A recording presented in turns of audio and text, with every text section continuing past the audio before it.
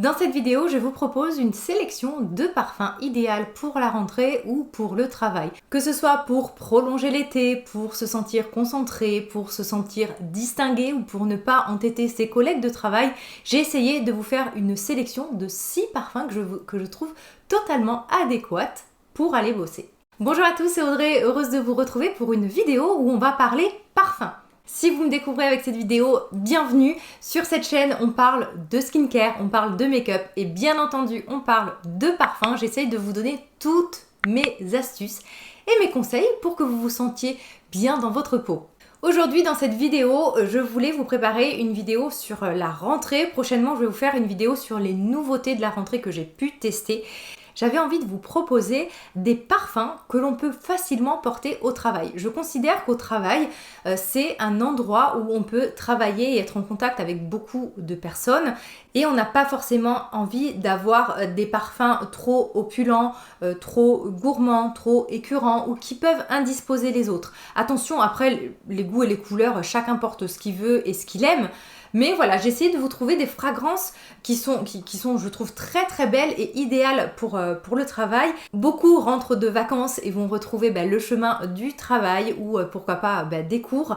Et je trouve que les parfums peuvent totalement vous mettre dans une ambiance et dans un costume.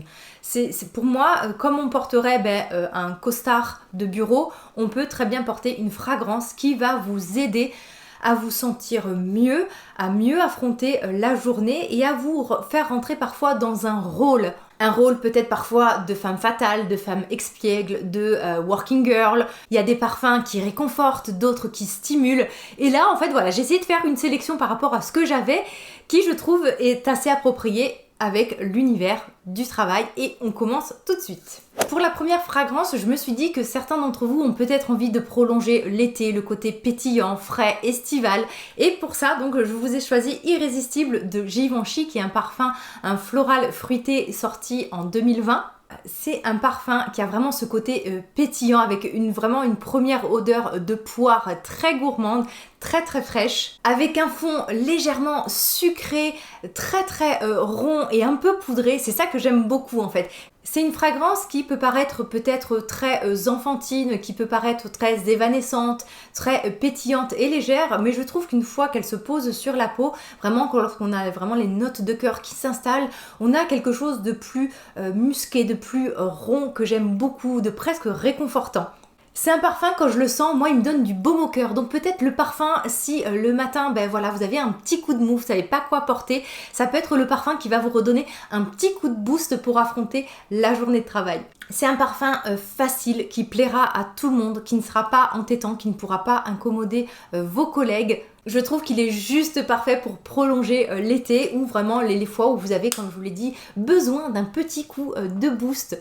En plus, le flacon est très très beau. En fait, il est très simple, hein, c'est un flacon qui est carré, mais à l'arrière, vous retrouvez le prisme de Givenchy qui lui donne du relief et beaucoup plus de subtilité. Je ne pensais pas du tout que j'allais autant aimer cette fragrance. Je me suis dit que ça allait être quelque chose de très commercial. Je ne sais pas si vous voyez ce que je veux dire, qu'on allait sentir partout. Et au final, j'ai eu vraiment un coup de cœur et je me suis attachée à cette odeur. Et comme je vous dis, c'est vraiment le parfum que j'attrape le matin lorsque j'ai envie d'un petit peu de réconfort, mais en même temps d'être boostée avec ce côté gourmand que j'aime beaucoup. Donc voilà, une belle fragrance à découvrir si vous ne la connaissez pas.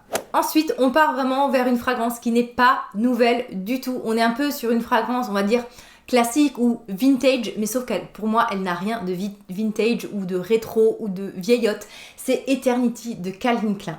Je trouve que c'est un parfum mais tellement beau. C'est un parfum floral qui a un côté très très poudré. Je trouve qu'il évolue peu, il est assez linéaire. C'est dès qu'il sort en fait dès que vous le sentez, il va pas trop se modifier. Je trouve que c'est un parfum qui est à la fois très très doux, pas entêtant, réconfortant. Je l'adore, j'ai adoré le porter cet hiver. Il fait partie de mes parfums préférés pour vous dire. Il a un côté doudou, mais en même temps un côté très distingué, encore une fois, un côté un peu intemporel aussi. C'est un peu le parfum dont on ne peut pas se lasser, j'ai l'impression.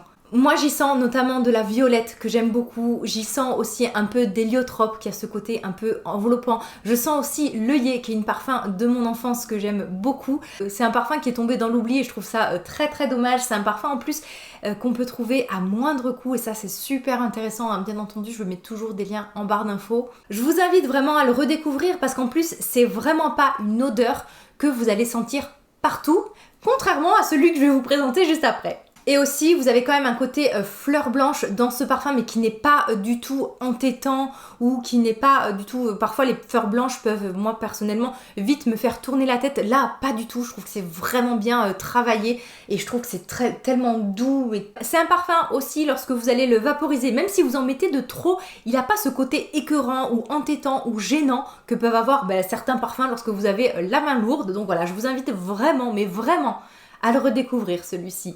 Il est, comme son nom l'indique, Eternity, un peu intemporel à mes yeux. Comme je vous l'ai dit, on passe à une fragrance qui est un peu plus commune et beaucoup plus connue et portée, le Forever de Narciso Rodriguez. Ce parfum, c'est un peu un parfum culte, le parfum pour moi qui va aider à se concentrer. Pour moi, c'est le parfum. Si j'ai une grosse journée de travail, je dois bosser sur un gros dossier, j'ai un gros rendez-vous avec un labo, c'est le parfum qui va m'aider à me focaliser.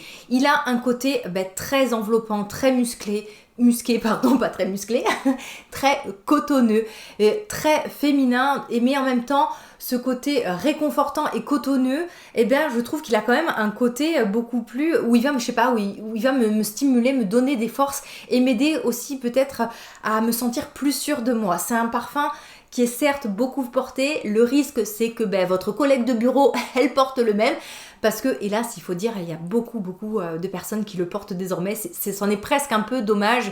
Du coup, c'est un parfum moi que j'ai boudé pendant des années parce que déjà j'ai une amie qui le porte et j'avais l'impression de le sentir partout. Mais c'est un parfum, je me suis dit, après tout, c'est pour moi, tant pis pour les autres. Et donc c'est un parfum que je redécouvre avec plaisir, qui est intemporel. Je pense que pareil, ça fait partie de ces parfums qui ne déplaira pas, il n'est pas piquant, il n'est pas entêtant, il n'est pas gênant. Il fera l'unanimité autour de vous, que ce soit auprès de la jante féminine ou de la jante masculine.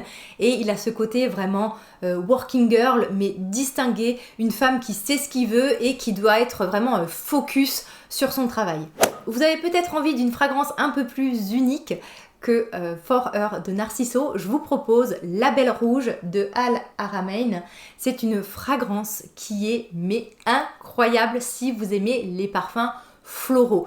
On est sur un floral gourmand avec un fond légèrement boisé, ambré. C'est un parfum qui est très rond, très enrobant, très addictif. C'est vraiment le parfum, lorsque vous plongez le nez dedans, vous ne pouvez plus vous empêcher de le sentir. Mais vraiment, moi, à chaque fois que je le porte, je suis du genre, je me ressens là où je l'ai appliqué, où je l'ai vaporisé. C'est un parfum que je trouve totalement captivant.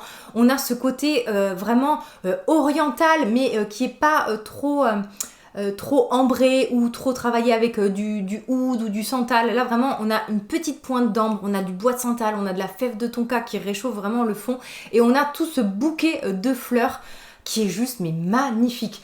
C'est une fragrance en plus qui va avoir un beau sillage, celui-ci, donc faites attention, n'ayez pas la main trop lourde parce qu'il peut vraiment envahir une pièce. Mais c'est un parfum, je pense, quand vous allez le porter, on va automatiquement vous demander quel est votre parfum parce qu'il a ce côté unique, il est très peu connu, très peu porté et je vous dis, il a ce côté totalement envoûtant. Ce parfum, il vous prend au corps. Et en plus pour un prix dérisoire. Il vient du site Mycospara où j'ai fait de très belles découvertes. À La Belle Rouge, je vous dis, ça a été l'un de mes plus grands coups de cœur. Pourtant, je teste beaucoup de parfums. Mais je sais pas, je l'ai trouvé ces derniers temps, tout ce que je chantais, ça manquait, c'était un peu ennuyeux ce que je chantais, c'était un peu commun.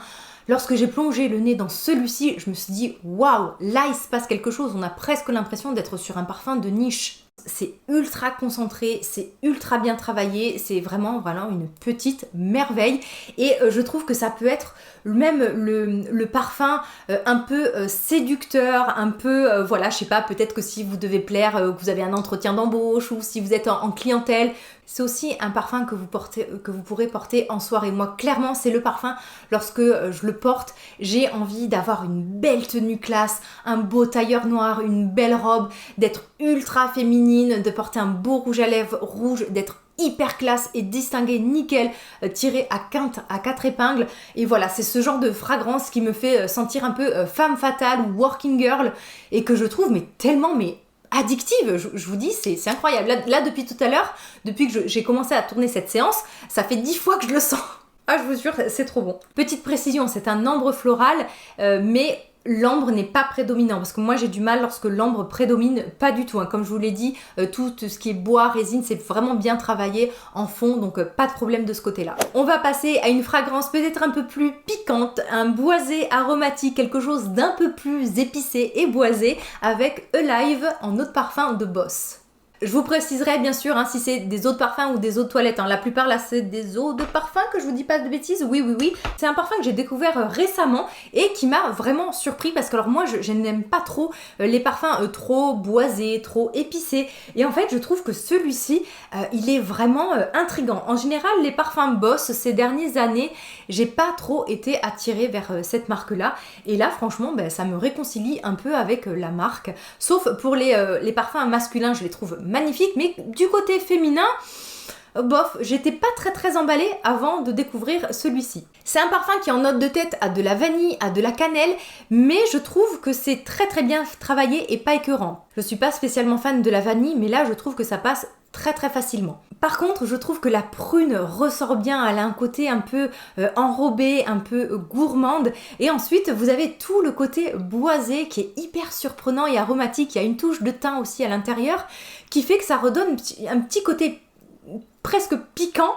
Pour cela, je trouve que c'est une fragrance assez unique, que vous n'allez pas retrouver sur tout le monde. C'est une fragrance qui fera, je pense, l'unanimité, qui plaira aussi bien aux messieurs qu'aux dames.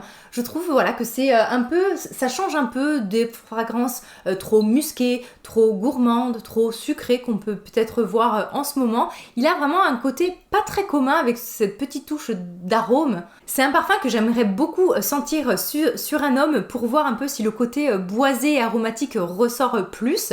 La bouteille est très jolie, très classe, c'est un petit détail mais c'est important quand même. C'est un parfum qui va évoluer, donc au début qui est très pétillant, très gourmand et qui ensuite après se pose et c'est un peu un parfum de peau et c'est ça que j'aime. Je trouve qu'il a une sorte de dualité ce parfum et donc voilà, je vous invite pourquoi pas à le découvrir si vous aviez boudé Boss comme moi depuis ces dernières années. Et ensuite on va dégainer un grand classique de la parfumerie, le numéro 5 aux premières. Il y a peut-être parmi vous des fans de parfums classiques, ces beaux classiques. Moi j'adore les classiques de Chanel, les classiques de Guerlain, ces parfums qui ont ce côté un peu dame, un peu femme, qui peut parfois faire peur aux plus jeunes, mais Chanel a sorti l'eau première qui, je trouve, a rendu un souffle de jeunesse au numéro 5 que personnellement, moi, je n'arrivais pas du tout à porter parce que sur moi, il évoluait très mal et il me donnait mal à la tête. Vraiment, sur moi, cette fragrance n'était pas belle du tout, mais par contre, avec l'eau première, je retrouve tout ce qui fait la beauté du numéro 5, donc ce côté aldéhyde, ce côté savonneux, ce côté cette belle rose, mais avec un côté beaucoup plus frais, beaucoup plus moderne, tout en ayant un côté classique, distingué, tout en ayant ce côté de femme assumée, de femme qui en veut. Je trouve que c'est un parfum mais tellement iconique et incontournable. Plus beaucoup de personnes ne le portent. Au final, qui porte numéro 5 désormais, à part peut-être nos grands-mères ou des femmes bien plus matures. Et je trouve, mais quel dommage, mais redécouvrez les parfums un peu vintage.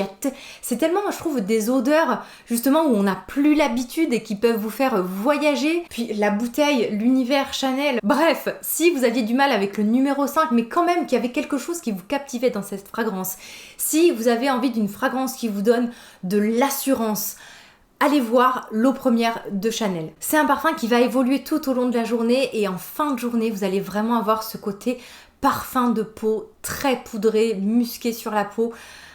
Je trouve que cette fragrance est divine et pourquoi pas la redécouvrir. Si pour vous le numéro 5 c'était rédhibitoire, n'hésitez pas à aller sentir celui-ci parce qu'il a un côté beaucoup plus moderne, beaucoup plus pétillant, plus léger, plus insouciant en fait. C'est vraiment un numéro 5 remis au goût du jour et il a ce côté, moi je trouve, après très parfum de peau qui va être génial sur un pull en laine par exemple, où vous voyez le parfum que vous allez vaporiser peut-être sur votre manteau et quand vous allez reprendre ce manteau, manteau, vous allez retrouver cette odeur très poudrée, très propre que j'apprécie énormément. Si vous avez envie de passer encore un petit moment avec moi, je vous laisse avec ma vidéo parfum d'été. Peut-être que vous pourrez y faire de nouvelles découvertes si vous avez encore envie de fraîcheur et de prolonger un peu cette saison. On se retrouve tous les jours sur Instagram. En attendant de se revoir en vidéo, prenez bien soin de vous. Bye bye!